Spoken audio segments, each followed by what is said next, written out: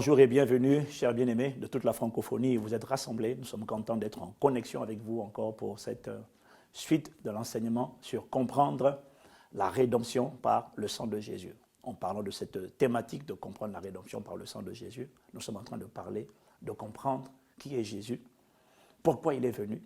On en a déjà parlé, mais nous sommes en train d'essayer d'approfondir notre compréhension de la rédemption. Qu'est-ce qui s'est passé à la croix? Ça, c'est ce qu'on verra plus tard. Mais qui est Jésus et qu'est-ce qu'il est venu accomplir? Je vous ai dit, la session précédente, que Jésus n'est pas venu fonder une religion. Il faut sortir ça de votre esprit. Quand vous êtes venu à Jésus-Christ, vous êtes venu dans un royaume. C'est comme un pays où vous avez été adopté comme enfant de Dieu. Dieu est un roi à la tête d'un empire qui s'appelle le royaume de Dieu. Et il vous a adopté en Jésus-Christ. Nous sommes revenus à lui. Nous lui appartenions avant la fondation du monde et à la rédemption, Jésus nous a ramenés à lui. On continue aujourd'hui, Jésus-Christ est la rançon, il est le serviteur, il est le sacrifice, il est venu pas pour faire des miracles sur la terre. Ça, c'était juste pour nous montrer comment on aurait dû opérer. Il est venu, son but, c'était mourir à la croix. En mourant à la croix, il y avait un objectif. Dans sa première venue sur la terre, il est venu comme un serviteur, c'est-à-dire un esclave, pour faire la volonté du Père. On l'a vu dans Hébreux 10, au verset 5 jusqu'à 7, lorsqu'il a dit tu n'as pas voulu d'holocauste ni de sacrifice, mais tu m'as formé un corps. Et j'ai dit je viens, ô Dieu, pour faire ta volonté. Il est venu la première fois comme un esclave au service du Père. La deuxième fois qu'il reviendra sur la terre, il reviendra comme un roi, pour gouverner la terre au siècle des siècles, les amis. C'est une réalité, c'est une vérité. C'est ça l'agenda que Dieu a pour vous et pour moi. Et ça, on en parlera encore plus tard. Dans Ésaïe 53, à partir du verset, on pourrait même lire à partir du verset 1, mais on va lire à partir du verset 3 de manière précise pour le cas présent. Dans Ésaïe chapitre 53, verset 3 jusqu'au verset 6, Ésaïe, 700 ans avant la naissance de Jésus, a vu la passion de Christ. Il a vu ce que Jésus est venu faire sur la terre. Il n'a pas vu une religion. Non, il a vu quelqu'un venir comme un esclave. Et on trouve ça dans Ésaïe, chapitre 53, verset, on va lire à partir du verset 1. Qui a cru à ce qui nous était annoncé? Qui a cru, qui a reconnu le bras de l'Éternel? Dans Ésaïe, il demande qui a reconnu le bras de l'Éternel. Il est en train de décrire, la personne qu'il est en train de décrire, il l'a décrit comme étant le bras de l'Éternel. C'est ce que je vous ai dit la session précédente. Jésus-Christ est le bras de Dieu tendu vers les hommes pour les ramener à lui. Il est le bras de l'Éternel. Après, il le décrit. Il dit, il s'est élevé devant lui comme une faible plante, comme un rejeton qui sort d'une terre desséchée. Il n'avait ni beauté, ni éclat pour attirer nos regards, et son aspect n'avait rien pour nous plaire. Il est en train de... Donc, Ésaïe voit quelqu'un qui a un visage, on dirait, défiguré, qui a quelqu'un qui a l'air affreux. Et il continue au verset 3, il dit « Méprisé et abandonné des hommes, hommes de douleur, habitués à la souffrance, semblable à celui dont on détourne le regard, nous l'avons dédaigné et nous n'avons fait de lui aucun cas. Cependant, ce sont nos souffrances qu'il a portées, c'est de nos douleurs ou encore de nos maladies qu'il s'est chargé. Nous l'avons considéré comme puni, frappé et humilié de Dieu. Mais il était blessé pour nos péchés, brisé pour nos iniquités. Le châtiment qui nous donne à nous la paix est tombé sur lui. Et c'est par ses meurtrissures que nous avons été guéris. Ça veut dire, c'est par les blessures qu'il a subies que nous avons reçu la guérison. Au verset 6, il dit, « Nous étions tous errants comme des brebis, chacun suivait sa propre voie, et l'Éternel a fait retomber sur lui l'iniquité de nous tous. » Voilà ce que Ésaïe a vu. Qu'a-t-il vu? Il a vu le Christ, il a vu le Messie, il a vu le bras de l'Éternel, il a vu le serviteur, l'esclave de Dieu qui venait sur la terre comme un esclave. Mais il dit au verset 6, « Le Seigneur a fait retomber sur lui l'iniquité de nous tous. Et le châtiment qui nous donne la paix est tombé sur lui. » Autrement dit, Ésaïe voit qu'il y a quelqu'un qui va venir sur la terre. Dans quelque temps, quelqu'un viendra sur la terre et il va prendre sur lui le péché du monde. Et que le châtiment de Dieu va tomber sur lui et ainsi nous, on recevra la paix. Il y aura donc un transfert entre celui qui viendra et l'espèce humaine. Et ce que Ésaïe a vu, c'est exactement ce qui s'est passé à la croix. Est-ce que vous me suivez? Il est venu pour accomplir l'acte de bravoure le plus inégalé, l'acte le plus extraordinaire de toute l'histoire de l'humanité. Jésus n'est pas venu fonder une religion. Il est venu pour sauver l'humanité de ses péchés. Il est venu pour réconcilier les hommes avec Dieu. Amen. Maintenant, la question qu'on pourrait poser, pourquoi est-ce qu'il fallait que Jésus soit sacrifié? C'est simple, parce que Adam et Ève ont commis un péché très grave. Quel était ce péché? On a parlé de la rébellion, on a parlé de la sécession, de l'indépendance. Adam, qui était établi administrateur de la terre, Adam a séparé la terre de Dieu.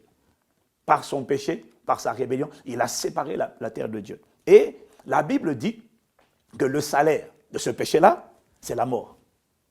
Ça veut dire que toute la race adamique a été condamnée à mort, à être séparée de Dieu. Ça, c'est la première forme de mort. Et s'il n'y avait pas eu la rédemption, tous les êtres humains allaient être condamnés pour l'éternité en enfer. Est-ce que vous me suivez? Donc voilà pourquoi Dieu devait activer le salut. Parce que Dieu a tant aimé le monde. Dieu a tant aimé qu'il a donné. Alors quelqu'un me dira, mais si Dieu a tant aimé, pourquoi il a condamné à mort? Voilà, ça c'est une très bonne question. Si Dieu a tant aimé, pourquoi il a condamné à mort? Ce n'est pas Dieu qui a condamné Adam et Ève à mort. Ce n'est pas Dieu, c'est la justice de Dieu. Vous savez que vous pouvez aimer vos enfants. Si vous êtes chef de l'État et que vous pratiquez la justice, vous respectez la justice, vous savez que si votre enfant va commettre un meurtre et qu'il est pris en flagrant délit, même si vous êtes chef de l'État, dès lors que le système, le pays, dès lors que dans ce pays, la justice est indépendante de l'État, vous ne pourrez pas sauver votre enfant s'il a commis un meurtre et que la sentence pour ce meurtre, c'est la condamnation à mort. Vous ne pourrez pas le sauver. Pourquoi? Parce que la justice, parce que vous devez comprendre une chose avec Dieu, Dieu ne juge pas avec amour, Dieu juge avec la justice. Dieu aime les hommes, mais Dieu aime l'homme, mais à cause de ce que Adam a fait, le salaire de ce péché, c'était la mort. Est-ce que vous me suivez? Amen. La Bible présente Dieu comme étant le juste juge. Et il est important pour vous et moi de comprendre le principe de la justice divine. C'est que lorsque quelqu'un est condamné à mort, en fait, la vérité, c'est ce que l'Esprit de Dieu m'a montré, c'est que aucun de nous n'aime voir quelqu'un qui a commis un meurtre grave. Qu'est-ce que vous penseriez de quelqu'un qui a commis un meurtre grave, un tueur en série, et qui est innocenté? Vous seriez tous scandalisés. Pourquoi? Parce qu'à l'intérieur de chaque être humain, il y a un sens inné de la justice. Ce sens inné de la justice a été mis en nous par Dieu lorsqu'il nous a créés à son image au commencement. Qu'est-ce que j'essaie de dire? J'essaie de dire que, en fait, la vérité, c'est qu'aucun d'entre nous n'aime l'injustice. Voilà pourquoi les injustices nous mettent en colère. Quand quelque chose n'est pas juste, quand quelqu'un n'a pas eu la rétribution qu'il méritait, ça nous indigne, nous tous. Tous les êtres humains sont comme ça. Il y a une quête, une revendication de justice. C'est que chacun doit être jugé selon ses œuvres. Et si le salaire du péché, c'est la mort, alors, Dieu, malgré le fait que Dieu aime, il ne peut pas le sauver. Pour le sauver, il ne peut pas l'empêcher d'être condamné à mort. Mais pour le sauver, il faut que Dieu lui-même trouve une formule pour empêcher son enfant de mourir. Mais si s'il empêche Adam et toute sa race de mourir, le problème, c'est que dans la justice, quand il y a eu faute grave, trahison, rébellion, déclaration d'indépendance, il faut que quelqu'un paye en fait. Il faut que quelqu'un meure. Et c'est pour ça que Jésus est venu. Jésus, c'est qui? La Bible dit que c'est Dieu. Dieu était en Christ, réconciliant le monde avec lui-même. Donc, comment Dieu a résolu le problème du péché de Adam? C'est simple. Moi, j'utilise une formule, je dis Adam a tout gâté, c'est Dieu qui est venu tout réparer. Et c'est ça que nous montre Paul, inspiré par le Saint-Esprit, dans le livre de Philippiens. Amen. Il parle de quoi? Il nous explique que pour sauver l'homme, puisqu'on ne peut pas l'empêcher d'être condamné à mort, pour le sauver, Il fallait que quelqu'un prenne sa place de condamné à mort. Et c'est ce que Dieu est venu faire sur la terre par Jésus-Christ. La Bible nous dit, dans Philippiens chapitre 2, versets 5 à 11, que votre attitude soit identique à celle de Jésus-Christ. Lui qui est, regarde bien, mon frère, ma soeur, lui qui est de condition divine, il n'a pas regardé son égalité avec Dieu comme un butin à préserver, mais il s'est dépouillé de lui-même en prenant une condition de serviteur, en devenant semblable aux êtres humains. Reconnu comme un simple homme, il s'est humilié lui-même en faisant preuve d'obéissance jusqu'à la mort, même la mort sur la croix. C'est aussi pourquoi Dieu l'a élevé à la plus haute place et lui a donné le nom qui est au-dessus de tout nom, afin qu'au nom de Jésus, chacun plie le genou dans le ciel, sur la terre et sous la terre, et que toute langue reconnaisse, confesse que Jésus-Christ est le Seigneur, à la gloire de Dieu le Père. Alléluia. Quelqu'un dit Amen. Qu'est-ce qu'il nous dit ici? Il nous explique simplement qu'il confirme ce qu'on est en train de dire. Jésus-Christ, c'est Dieu qui a pris une enveloppe terrestre et qui est venu payer le prix de notre rédemption. Remarquez une chose, Dieu n'a pas envoyé un ange, Dieu n'a pas envoyé un archange. Dieu a tant aimé le monde qu'il a donné Dieu. Dieu a tant aimé qu'il a donné Dieu.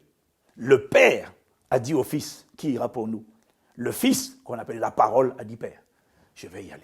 Waouh! Seigneur, merci pour la rédemption. Merci parce que en donnant Jésus à la croix, Dieu a prouvé son amour pour vous et pour moi. Ne dites plus jamais, oui, mais si Dieu m'aime, pourquoi il permet? Bien-aimé, Dieu a prouvé son amour lorsqu'il a donné Dieu. Dieu en donnant Jésus-Christ à la croix. Jésus-Christ, ce n'est pas n'importe qui. Jésus-Christ, c'est Dieu qui a pris une enveloppe terrestre. Le corps s'appelait Jésus, le résident, le récipient. Le corps s'appelait Jésus, le résident, c'était Christ. C'est la parole qui a créé toutes choses au commencement, qui est venue habiter dans un corps humain. Dieu a quitté l'éternité à cause de vous et moi pour nous sauver. Et dès qu'il a accompli cet acte de bravoure, bien aimé, il est important de comprendre que dès que Jésus a pris notre place de condamné à mort, il nous a par conséquent acquittés. Il nous a par conséquent, nous qui étions coupables, qui transportions la culpabilité pour nos péchés, il nous a déclarés non coupables. Ça veut dire que dès lors que vous avez cru en Jésus-Christ, vous devez comprendre, bien aimé, que Dieu n'est plus en colère contre vous. Donc, vous devez refuser toutes les voix qui vous diront « tu ne mérites pas Dieu, ce n'est pas la peine de prier, tu as trop péché, tu es trop mauvais, tu es trop sale ». Non, parce que quiconque a cru en Jésus-Christ, la Bible dit il est justifié. Ça veut dire qu'il est déclaré non coupable. Il peut désormais, Dieu accepte à lui, ceux qui viennent à lui par Jésus-Christ, le chemin. Amen. La Bible dit que le châtiment qui nous donne la paix est tombé sur Jésus-Christ.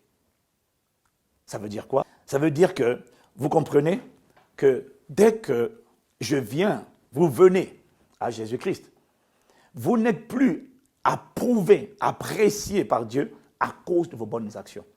Vous êtes apprécié par Dieu parce que vous êtes en Christ.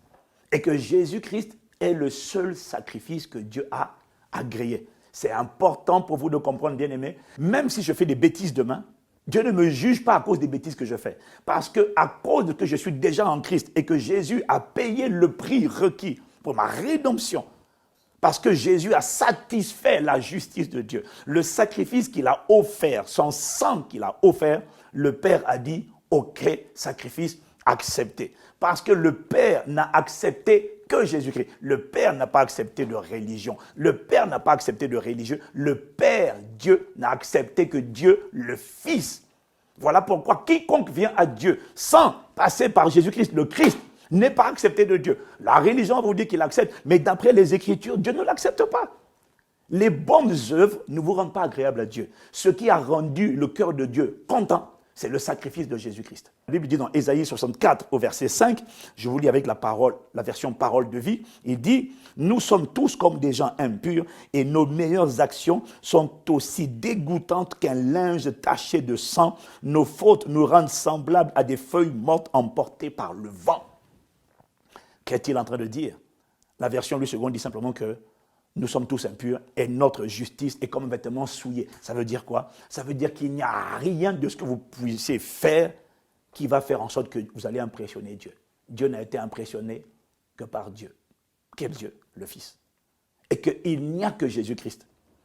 Il n'y a que son sacrifice qui a été agréé par Dieu. Désormais, quiconque se cache, se réfugie, quiconque se positionne en Christ, dès lors qu'il est à l'intérieur de Christ, quand Dieu voit Christ, Dieu sourit. Et vous qui êtes en Christ, malgré vos chutes et vos luttes, Dieu sourit. Pourquoi? Parce que Jésus-Christ a été la victime expiatoire. Ça veut dire que Jésus-Christ a été agréé par le Père. Est-ce que vous me suivez? Amen. Amen. Vous savez, lorsque quelqu'un a été condamné à mort, il a été condamné à mort, même si en prison, il se comporte bien, ce n'est pas la bonne conduite en prison qui va le délivrer de la condamnation à mort. Il y a beaucoup de gens qui ont été condamnés à mort. Une fois qu'ils sont arrivés en prison, ils se sont dit, oh, si j'avais su. Et puis, ils essaient de donner des coups de main à leurs copains, ils essaient d'être gentils. Mais être gentil, poser des bonnes actions, quand on est condamné à mort, ne délivre pas du couloir de la mort. La seule chose qui peut sortir quelqu'un du couloir de la mort, ce n'est pas sa bonne conduite, ce ne sont pas ses bonnes œuvres, ce n'est pas ce qu'il fait de bien. La seule chose qui peut le sortir du couloir de la mort, c'est ce qu'on appelle la grâce royale ou la grâce présidentielle. Ça ne vient pas de ses mérites, ça vient de la volonté souveraine du chef de l'État qui décide de lui accorder une grâce. Tant qu'il n'y a pas cette grâce, ses bonnes œuvres ne le changeront pas, ne changera pas son destin. Il va toujours aller jusqu'à la mort. Est-ce que vous me suivez? Voilà ce que ce passage signifie. Nos bonnes actions n'ont aucun poids, n'ont aucun impact. Ce que Dieu a agréé, le seul sacrifice que Dieu a agréé, c'est le sacrifice de Jésus-Christ. À la croix, Jésus a pris ma place. Il m'a donné sa place. C'est ça qui s'est passé à la croix. Maintenant, la question, c'est pourquoi est-ce que ce sacrifice devait se passer par le sang? Pourquoi c'est le sang qu'il fallait engager? Ben, c'est simple. Parce que d'abord, dans Lévitique chapitre 17 au verset 11, la Bible nous fait comprendre que l'âme de toute chair se trouve dans le sang. Donner son sang, c'est donner sa vie. Et il y a également dans le monde spirituel, c'est un principe spirituel que vous retrouvez même déjà, sans être croyant, vous retrouvez dans toutes les sciences mystiques. Le sang est toujours le moyen utilisé pour offrir des sacrifices, pour invoquer, pour obtenir le pardon. Le sang est toujours invoqué. Dans le monde invisible, on n'utilise pas le dollar, on n'utilise pas les billets de banque, on utilise le seul moyen. La Bible dit dans Hébreux, chapitre 9, au verset 22, Hébreux 9, au verset 22, or, d'après la loi, presque tout est purifié avec du sang, et s'il n'y a pas de sang versé, il n'y a pas de pardon. Ça veut dire que dans le monde invisible, pour qu'il y ait pardon, pour qu'il y ait ce qu'on appelle expiation, il faut le sang. Dites Amen. Voilà.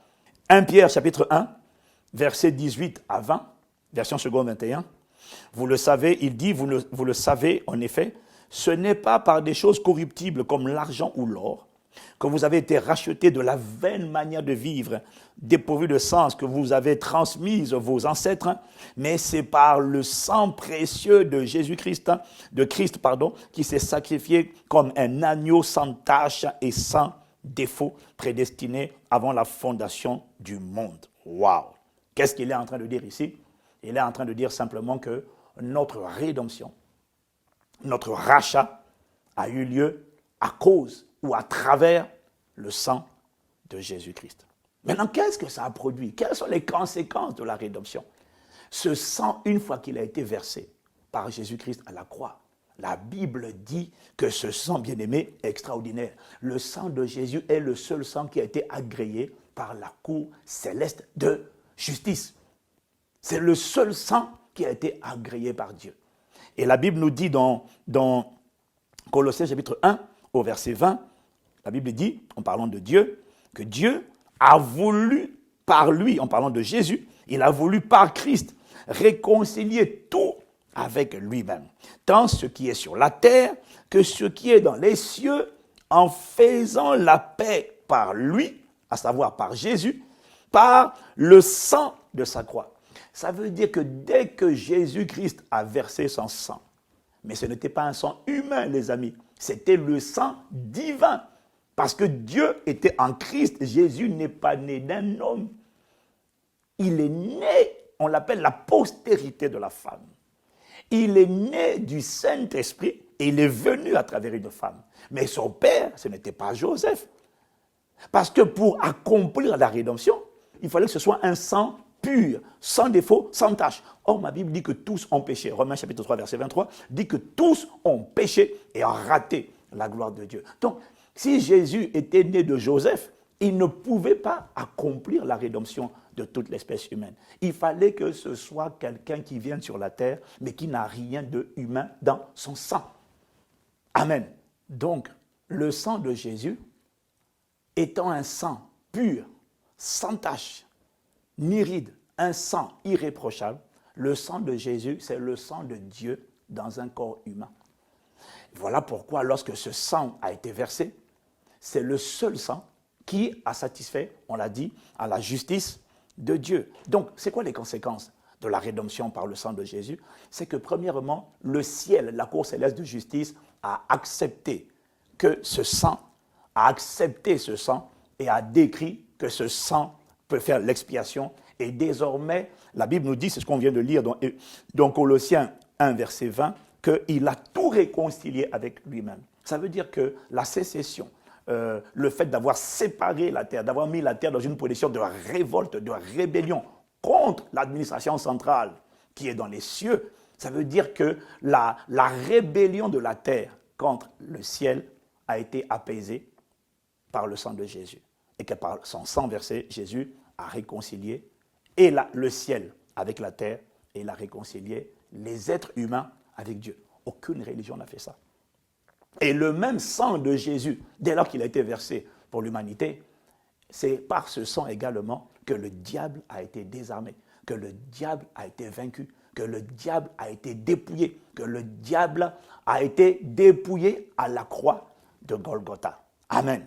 Le même sang qui a permis de réconcilier le ciel et la terre et d'apaiser la justice de Dieu, de satisfaire la justice de Dieu. Dieu n'est plus en colère contre la terre. La terre, à travers le sang de Jésus, est revenue sous administration divine. Amen. Ça, c'est la première conséquence de la rédemption. La terre n'est plus séparée de Dieu. L'être humain, celui qui croit en Jésus-Christ, est désormais réconcilié avec Dieu par le sang de Jésus. Le même sang qui a servi à satisfaire la justice de Dieu, c'est le même sang de Jésus-Christ qui a paralysé totalement toutes les puissances de l'enfer. Devant le sang de Jésus-Christ, le diable est totalement impuissant. Voilà pourquoi quiconque vient à Jésus-Christ, quiconque se confie en Jésus-Christ, le diable n'a plus le droit de le tourmenter. Voilà pourquoi Apocalypse, chapitre 12, verset 11 dit « Ils l'ont vaincu à cause du sang de Jésus-Christ et de la parole de leur témoignage. » Quelqu'un dit « Amen » à cause du sang de Jésus. Le même sang de Jésus-Christ qui a permis de réconcilier les cieux et la terre est le sang devant lequel Satan a été complètement désarmé, rendu impuissant. D'ailleurs, on voit cela dans l'Ancien Testament lorsqu'on regarde l'histoire de Moïse face à Pharaon pour la sortie du peuple d'Israël. On voit bien qu'il y a eu 10 fléaux qui sont abattus sur l'Égypte. Les 9 premiers fléaux ont ébranlé la puissance de Pharaon, ont ébranlé l'Égypte. L'Égypte a été démolie dans plusieurs domaines, mais Pharaon n'a pas capitulé. Et lorsqu'on voit dans Exode chapitre 12, le 10e fléau, ce n'était pas la puissance, c'était le sang.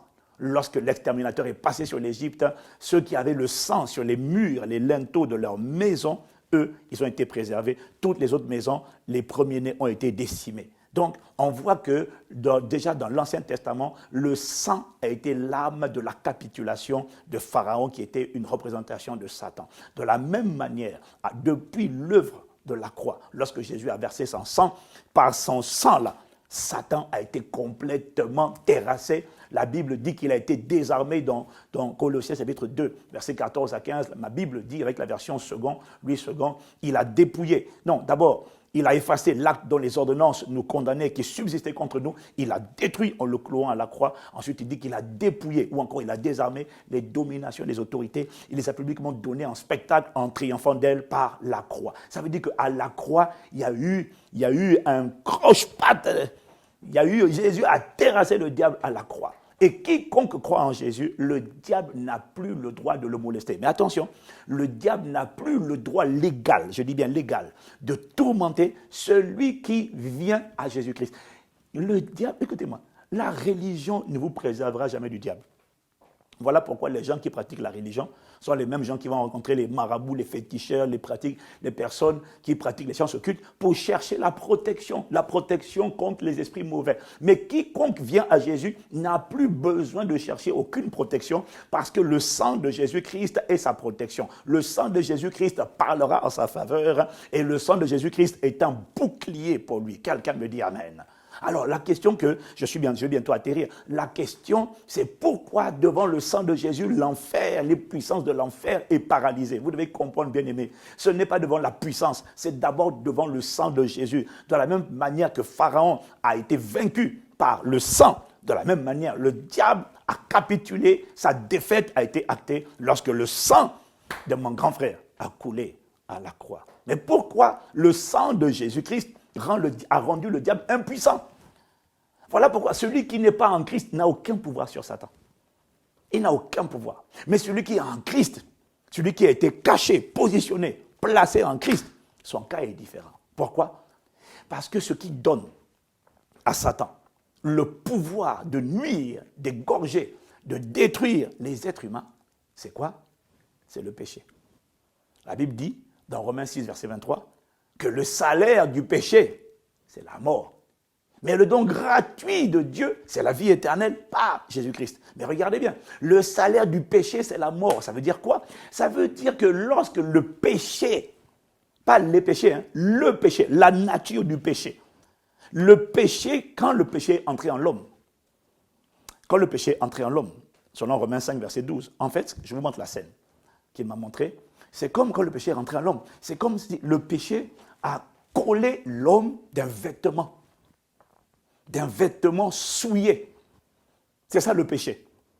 C'est ce vêtement souillé qu'on appelle le péché qui est à l'origine des péchés. Mais le problème, ce ne sont pas les péchés. Le problème, parce que tu vois, si je te décris par exemple par un arbre, ok? Il y a le péché, il y a la branche de l'immoralité sexuelle, la branche de la jalousie, la branche de la colère, la branche de l'adultère, etc. Mais l'arbre, ça, ce sont des branches. Mais l'arbre lui-même, depuis sa racine, c'est ça qu'on appelle le péché. Le péché, c'est tout l'arbre dans sa intégralité. Ce ne sont pas les branches. Et le péché, quand il est rentré en l'homme, il a habillé l'homme. C'est un peu comme en fait, l'image que j'ai eue, c'est un peu comme le vêtement des condamnés à mort. Vous savez, aux États-Unis, les condamnés à mort, il y a des prisons où tous les condamnés à mort ont un vêtement orange. Donc, quand ils marchent, ils ont le vêtement orange. Vous voyez, le péché a habillé l'homme, habillé l'être humain, l'esprit, on parle de l'esprit de l'homme, d'un vêtement orange. Et la Bible dit que le salaire du péché, c'est la mort. Ça veut dire quoi? Ça veut dire que quand le diable, les démons, les esprits mauvais voient sur un homme ce vêtement orange, la mort, les maladies, les afflictions, les tourments, les malheurs ont le droit légal de s'abattre sur cette personne à cause d'un vêtement orange. Et ce vêtement orange, quand les démons, le monde des ténèbres voit ce vêtement orange, vous pouvez prier, vous pouvez jeûner, vous pouvez pratiquer votre religion. Mais quand on voit le vêtement de péché, les démons ont le droit légal, le diable a un droit légal d'agresser quiconque a ce vêtement. Pourquoi? Parce que ce vêtement, c'est un vêtement de condamné à mort. Donc la mort a le droit légal d'affliger quiconque a ce vêtement orange, le vêtement des condamnés à mort. C'est ça que fait le péché. Ce que je vous décris là est illustré dans Zacharie chapitre 3, au verset 1, et ensuite le verset 3 à 4. La Bible dit: il me fit voir Josué, le souverain sacrificateur, debout devant l'ange de l'Éternel, et Satan qui se tenait à sa droite pour l'accuser. Au verset 3, il dit: or, Josué était couvert de vêtements sales, et il se tenait debout devant l'ange. Verset 4, l'ange prenant la parole dit à ceux qui étaient devant lui: ôtez-lui les vêtements sales. Ôtez les vêtements sales à Josué. Puis il dit à Josué: vois. En enlevant le vêtement sale, il dit: vois, je t'enlève ton iniquité et je te revêts d'habits de fête.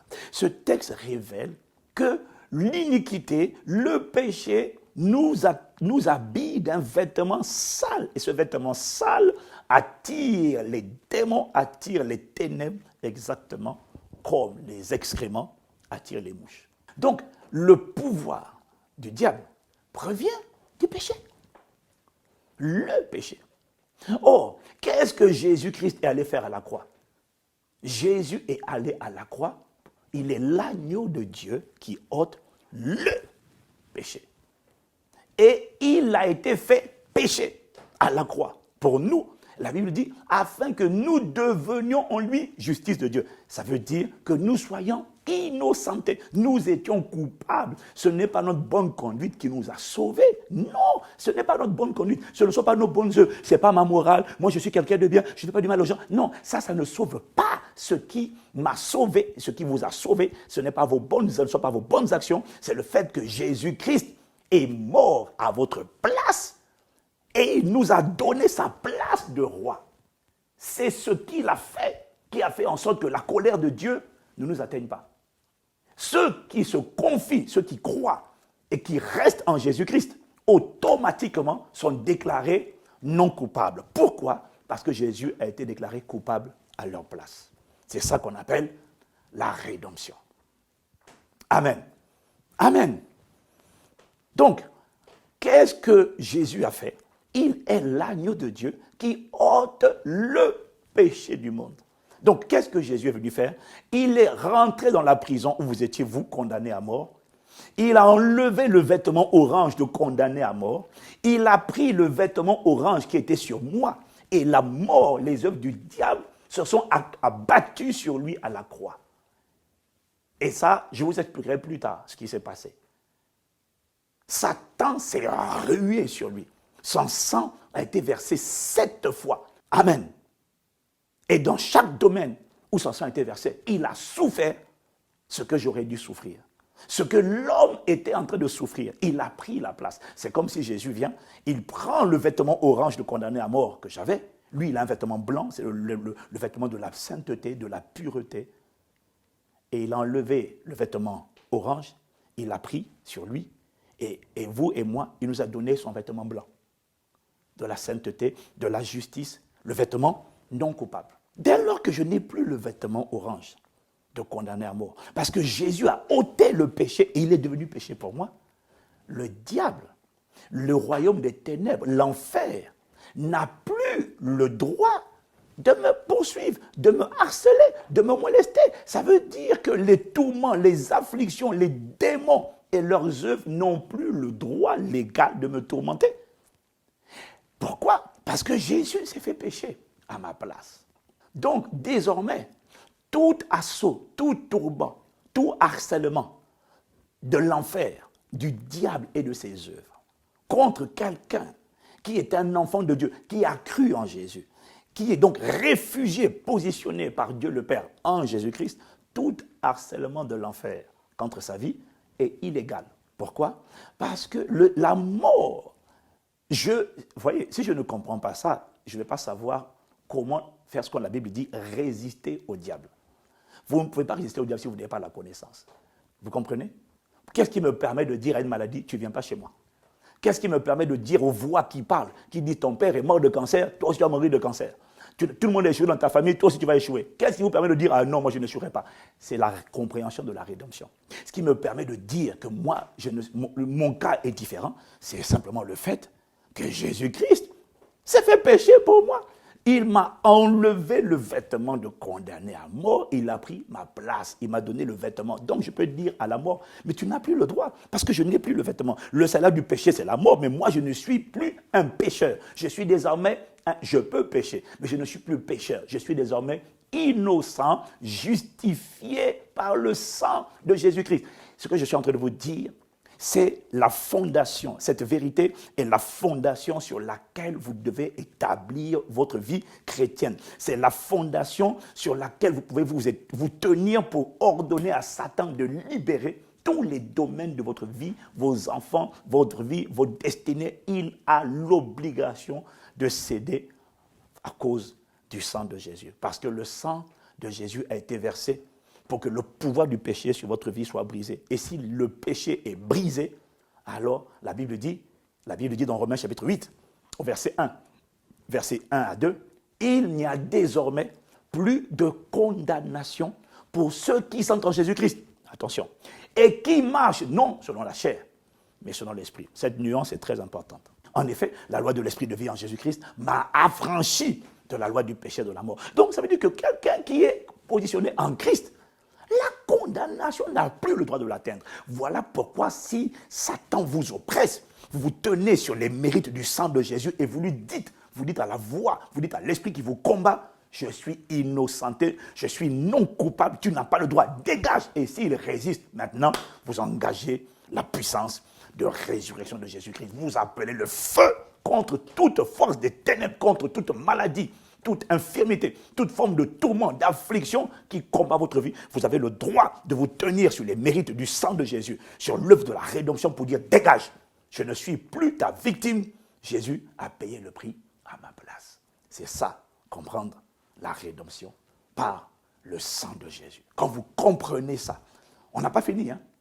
Je n'ai pas encore tout dit, mais sur la partie de comprendre la rédemption par le sang de Jésus, bien aimé, c'est le socle sur lequel il faut bâtir votre vie. Cette compréhension vous donne un sentiment d'humilité, parce que vous comprenez que ce n'est pas à cause de vous, de votre bonne conduite, de vos bonnes œuvres, vos bonnes actions, que Dieu vous a agréé. C'est uniquement à cause du sacrifice de Jésus.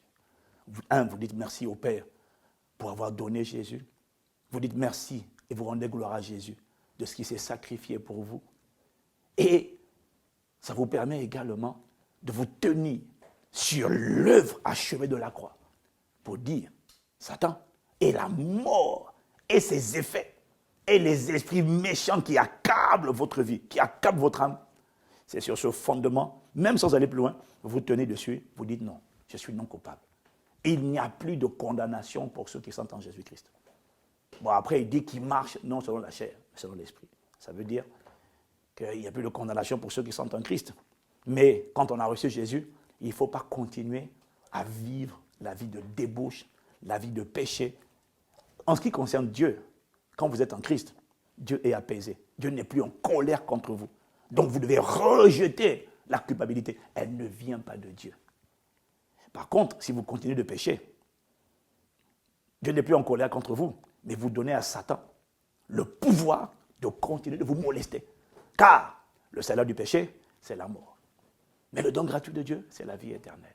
Mais dès lors que vous êtes en Christ et que vous décidez de marcher en nouveauté de vie, de serrer la main du Seigneur, de serrer sa parole dans votre cœur, de cheminer avec lui, les amis, vous devenez imbattables. Ça sera votre expérience dans le nom de Jésus. Je m'arrête là pour ce cours. Il a été un peu long, mais je devais finir l'intégralité de ce sujet, comprendre la rédemption par le sang de Jésus. Je prie que le Seigneur illumine les yeux de votre cœur. Allez réécouter, prenez votre Bible, méditez sur tout ce qui a été partagé, ruminez cette parole, je vous en supplie.